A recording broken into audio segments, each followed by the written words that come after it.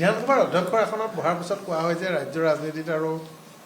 বেছি আশা নাথাকেগৈ বা শেষ ছবি ন সেইটো নহয় মই এইটো আপোনাক স্পষ্টকৈ ক'ব পাৰোঁ যে সন্মান আমাৰ মাননীয় মুখ্যমন্ত্ৰী যেতিয়া ইলেক্ট হ'ল নতুনকৈ তাৰপিছত তেখেতে মোৰ ওচৰত এবাৰ গৈছিল তেখেতে মই তেতিয়া স্পীকাৰ কোৱাৰ্টাৰতে আছিলোঁ তেখেত গৈছিলে আৰু তেখেতে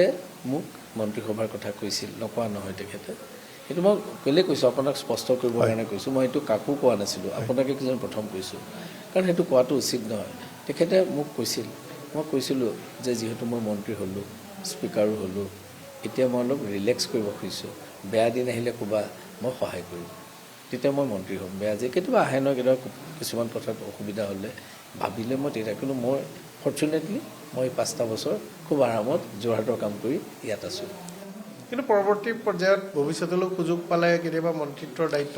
মই এটা বেছি পৰিসৰ এটা দি আপোনাক সহায় কৰিব লাগে কাম কৰিব লাগে কথাটো এনেকুৱা মই স্পীকাৰ আছিলোঁ ইমিডিয়েটলি মই মন্ত্ৰী হ'ব খোজা নাছিলোঁ খোলাকৈ কৈছোঁ আৰু তেখেতক মই কৈছিলোঁ বেয়া দিন আহিলে কিবা যদি অসুবিধা হয় কিবা হ'লে মই নিশ্চয় সহায় কৰিম মোৰতো তেখেতৰ লগত কোনো ডিফাৰেঞ্চ একো নাই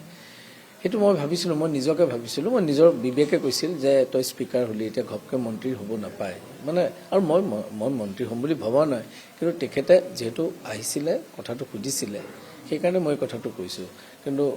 তেখেতৰ হয়তো কিবা এটা ভাবিছিল মই চিনিয়ৰ কাৰণে হয়তো কিজানি মোক মই কিজানি বেয়া পাওঁ এনেকুৱা কিন্তু মই বেয়া পোৱাৰ কথাই নাছিল আৰু মই সেই সময়ত সেইটো মোৰ এটা ডিটাৰমিনেশ্যন আছিল আৰু অকণমান মই দুই এটা কথাত মোৰ দলৰ লগত ডিফাৰেঞ্চো আছিল সেই সময়ত বৰ ফ্ৰেছ হৈ আছিল কথাবিলাক সেইবোৰ আজি নকওঁ